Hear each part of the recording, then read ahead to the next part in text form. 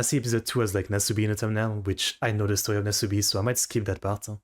But that is actually kind of disturbing. That is an interesting story. Yeah. Okay. Oh yeah, so Japan's Darkest Live Stream, so I'll advance. I know the story of Natsubi. There's some great documentary about him. There's the Atrocity Guide one. There's one by other channels. It's basically, it was like some kind of like TV show thing in the mid-2000s with some guy called Natsubi, a comedian. And the idea was locked into a room forever, where the only way you could get stuff, foods, clothes, TV, games, was by participating in like magazine games, right? So you would have to every day non-stop fill out stuff, right? And basically it was a show that made him go crazy in some way. Yeah, but it's a really interesting story. So let's go to the second story, Nokia 2 I recommend like seeing a documentary about Nasubi. Hack Forums is a website that describes itself as the ultimate security technology and social media forum. Ultimate. The platform, which has been around for decades now, is a place for self-professed hackers to connect and chat about mainframes, or whatever it is that hackers like to talk about. The forum has been the recipient of a lot of criticism over the years, with critics saying that the site enables and encourages online criminal activity. Those same critics point to people like Zachary Shames, a man who was arrested for selling keylogging software on the site, which allowed other users to steal personal information. Back in July of 2009, a new account was registered on Hack Forums, that of user Nokia 2 Nokia phones. Within a short period of time, he became something of a site-wide celebrity, mainly because, whoever this guy was, he had plenty of cash to throw around. He made large donations to the site, did huge giveaways, and procured the services of many of the site's members, paying them to do online jobs for him, or giving them money to exchange for bitcoins. He endeared himself to the other members too, by donating funds to those with interesting and charitable ideas. Before long, Nokia 2 was arguably the most respected user on the close-knit forum. That's the question. Where others bickered and argued with one another, everyone seemed to agree that Nokia was one of the good guys. Having gained the community's trust, it became easy for him to purchase things from the typically aloof user base. Obviously on these kind of online platforms, where people are often acting outside the law, most users are wary of who they do business with. But pretty much everyone was willing to sell to Nokia. What if it's a cop? Between the years of 2009 and 2016, Nokia 2 made more than 500 posts on the site, most of which revolved around him buying the services of other hackers, and the details of the hacking activity he had commissioned. The platforms he had targeted and taken down, the social media accounts and videos he had deleted, the passwords to email accounts he had acquired, the manufactured engagement he had created on Twitter, YouTube and Facebook, things of that nature. This had all cost him thousands upon thousands of dollars, so it was clear to everyone on the forum that Nokia was a man of means. But where was all this money coming from, and who exactly was Nokia 2 Well, occasionally the online man of mystery would have a bit too much to drink, and would take to the forum to discuss his political views, and even once let slip that he was from Saudi Arabia. This got people theorizing about his identity. While some thought he was just a millionaire who disliked certain groups of people, others believed that he may have some stronger political ties. Most people didn't seem to mind who he was or where he got his money from though. He was just that popular guy that did loads of giveaways and gave plenty of other users jobs. If people are getting money, they don't care, yeah. And that generosity continued for years. That is, until one day in 2016, when, without telling a soul why, Nokia 2 disappeared from the site, completely. Wow. It's unknown why exactly the man behind the account suddenly stopped visiting the site, but in the minds of many, it's because he feared accidentally revealing his true identity. But little did Nokia 2 realize, he already had. RIP. Despite being an active member on Hack Forum, Nokia 2 wasn't exactly a tech whiz. As it would turn out, he'd actually registered a number of websites under his real name in order to host botnets. Oh my god. Using the website who.is, several curious on. web sleuths were able to uncover his personal information. How can you fuck up this bad? I mean, I feel like even a normal person, if they were ever to do something illegal like that, they would be like, yeah, of course I'm not using my real name. It feels like the most basic thing to realize. Including his contact info, real name, and his social media accounts. So it is. One of these sites had metadata that linked him to the Nokia 212 account on Hack Forum. And so it was learned that Nokia 212, the prince of Hack Forum, did indeed have some royal links of his own. Okay. Nokia 212's real name was Saud Al-Qahtani, a Saudi Arabian consultant, and at the time, royal court advisor to King Abdullah and Crown Prince Mohammed bin Salman. Not only that, Saud Al-Qahtani was the head of the Saudi Rapid Intervention Force, a group whose role was to keep Saudi citizens in check and protect the integrity of the kingdom. Their modus operandi was simple. If someone was causing a lot of trouble, the SRAF would lure them to a luxury hotel, hold them captive, interrogate them, and force them to give up all of their assets. I don't get it, like why? What were those posts even about? Like there was one post where he was asking to buy like some YouTube accounts. Why would he even need YouTube accounts? The consequences.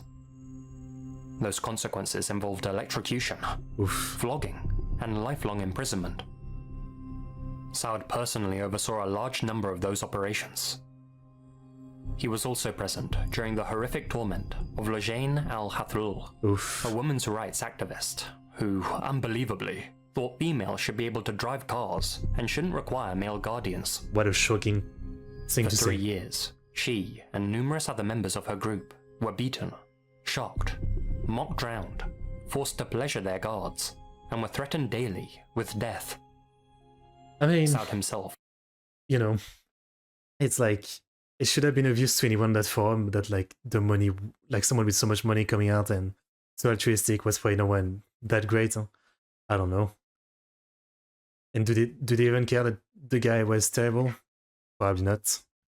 Like, I guess the twist is that this is someone pretty crazy high up in politics and government, but I'm sure the person on the forum don't care that much in the end. They got their money. Had threatened to slaughter one of these activists and told them that he would dump their body into the sewers. As you can tell, Saud wasn't as kind-hearted as his online persona had many believing. Arguably the worst thing that Saud did occurred in 2018. On October 2nd of that year, a journalist for the Washington Post named Jamal Khashoggi went to the Saudi Arabian consulate in Istanbul to obtain marriage documents. Jamal had previously been very close to the Saudi royal family, but after questioning their views on certain subjects, was forced to flee to the USA. In America, he began writing articles about the dark side of his motherland. Saud had been in contact with Jamal since 2017. The outspoken Jamal considered Saud a person he could trust, a friend even. It's unclear whether Jamal had willingly told Saud that he would be going to the consulate that fateful day, or whether Saud had been using spyware to keep an eye on Jamal's phone activity. But suffice it to say, he knew that he'd be there. Surveillance cameras caught images of Jamal Khashoggi entering the consulate. But strangely, I do remember, like, they didn't capture any footage this of him case was really leaving big the back building. then. Yeah. With no trace of the man anywhere, his concerned family contacted the authorities in Istanbul, and Jamal was declared a missing person. It would eventually come to light that while inside the consulate, Jamal Khashoggi had been intercepted by a group of Saudi hitmen. He was then slaughtered, dismembered, and removed from the building piece by piece by the men who had ended his life. Initially, the Saudi regime denied any involvement in Jamal's disappearance, and said that he had left the building alive and well. But after mounting political pressure, they eventually conceded that Jamal was dead. It's strongly suspected that his demise had been ordered by Crown Prince Mohammed bin Salman, though he of course denies any involvement. What we do know for certain though, is that Saud Al-Qahtani, aka Nokia 212, was the ringleader and mastermind behind the hit. Phone records show that he and the Crown Prince had been in contact. It's pretty insane though, like this guy is like, at the highest, some of the highest political power of his country. He's also like, you know, like a insane madman murdering guy. And then he's just posting on some hacking forum with like smiley emoji and buying YouTube account and just what? What is even life? In the hours before and after Jamal's life was Insanity. taken. According to Reuters, Saud had even called into the consulate via Skype while Jamal was still alive and being held captive.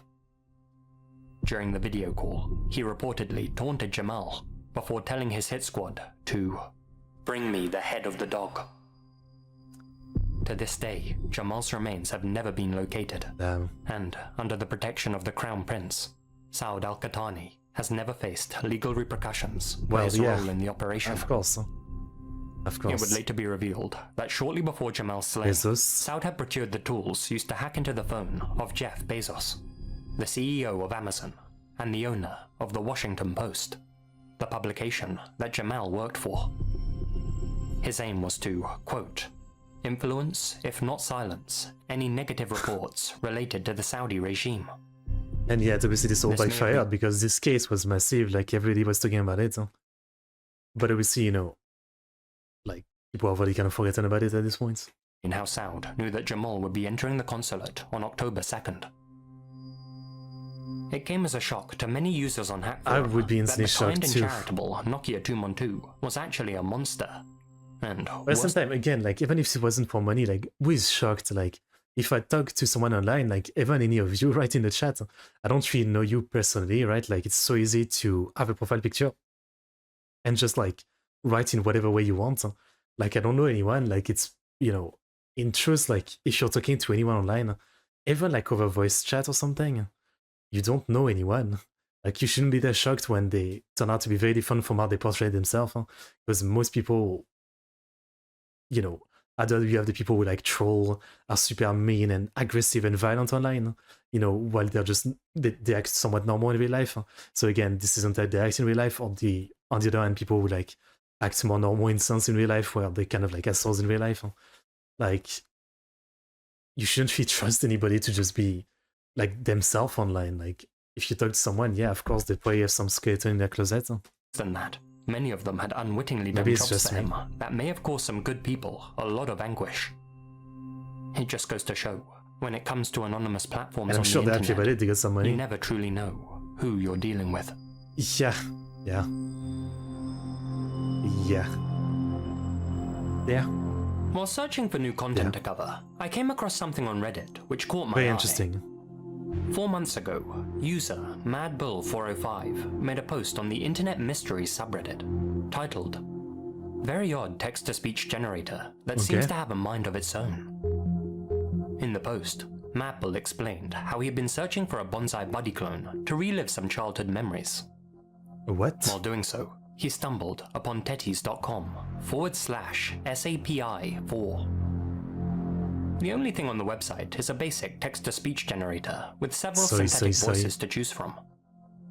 Outwardly, there's nothing weird about it, other than the fact that the phrase "sui sui sui" is already in the text box when you enter the site. I read it more as soy soy soy. Weirder than that, if you ask the site to say it, it doesn't do so in the typical Microsoft Sam voice like it does with any other phrase, but rather in this voice. Swa swa swa. So that's a little strange, but perhaps "sui sui sui" is just an inside joke between the site's creators. But if you play around with the generator long enough, you'll start to realize that something's not quite right. Hello, my name is Jeffrey Bat, and today I am going to read some errors. Let's get started. If you type something into the text box and press the "say it" function, Microsoft Sam will simply repeat whatever you wrote. Okay, please begin. However, every so often, you'll get something like this.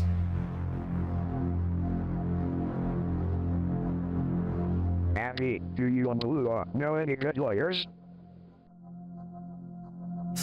Okay. A 17-year-old man who will find you and suck your life out of you. No, thank you. There is one thing about me that I am very aware of, and that is I hate giving up on anybody even when I am forced to. It sounds like bad AI president voice, you know? That's the vibe it's giving me. Excellent. Now remove the Jopa mask to allow the torso to be removed. Okay. Going back to What the Mabel's fuck? post, he said that, quote, "The generator won't always say what you typed in, Yeah. but instead, seemingly something at random. I even tried directly questioning the website, thinking it was a low-level AI program running in the background. I typed in something along the lines of, 'Your website is bizarre and seems pretty sketchy. Care to comment?' It started talking about rappers and why I should subscribe to them. I then typed, 'Hello, what's your name?' To which it started playing a 20-second loop, saying, 'Life is pain,' over and over again. Okay. That was about the point I closed the window. I'm just gonna assume again, like, you know, without going crazy, this isn't an AI or anything. This is just like a weird, cheap, almost joke voice generator, and whoever programmed it just put a bunch of like dumbass, you know, lines that he wanted that will play at random when people, you know, ask to repeat something. Like, if we're to be real, that's probably what it is. Though at the same time, this kind of thing with like the way I have been going recently might eventually happen. Yeah, like you expect something, but it gives you something else. Yeah. I found a few videos from a few years back of people fooling around on the website and having similar results. In the comments, a few users said that the generator told them to kill themselves, or that they were watching them. Reading through the replies to Mabel's post, it seemed like most people who checked out the page got some sort of unusual and dark altered messages rather than the ones that they had typed in.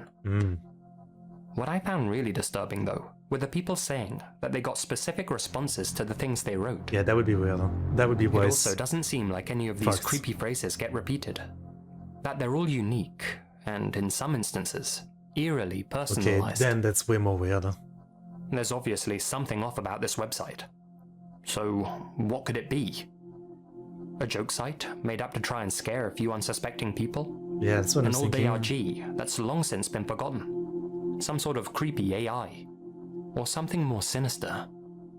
More sinister. Well, as weird as this text-to-speech generator can be, after spending a lot of time with it, I don't think Tetties is anything more than a meme site. That's The what I was generator's thinking. probably been programmed to occasionally repeat a phrase written by some other user, hence why there's so little repetition in the unexpected replies. That would make sense. That's just me speculating. Yeah. Still, just because the whole thing is, in all likelihood, a dark joke, doesn't mean the site can't genuinely be a little perturbing at times. I assume, like, if you type like a question and it gets lucky and really gives you something close to what you asked, then it would be creepy, for sure. Yeah. Go and play around with it yourself for 5 minutes, and see what you think. No, I think Let me know in the comments I'm scared if enough. you get any unsettling messages I'm yourself. not touching that. Okay, that is definitely kind of a creepy one. I mean, you know, if you really get an answer that match what you said, then that would really mess you up, I feel like. Okay, so that was episode 2 of Darkest Disturbing Things I Found on the Internet. The Nokia one was pretty interesting. You know, again, it's a reminder of the lesson of no one online, especially in writing, of those things, and frankly, like, often, even in voice call, will really be themselves. Like, sorry about that. Often people are so freakingly different in the comment section. Again, like, you know, it's a classic meme, but like the way people are so mean online, a lot of people, like, they're willing to say some of the most horrendous shit, but in real life they're a little bit more normal. That's a pretty common thing, right? Like, the way people act online is often very different. So I'm actually like more sus of someone acting super nice than not. I don't know.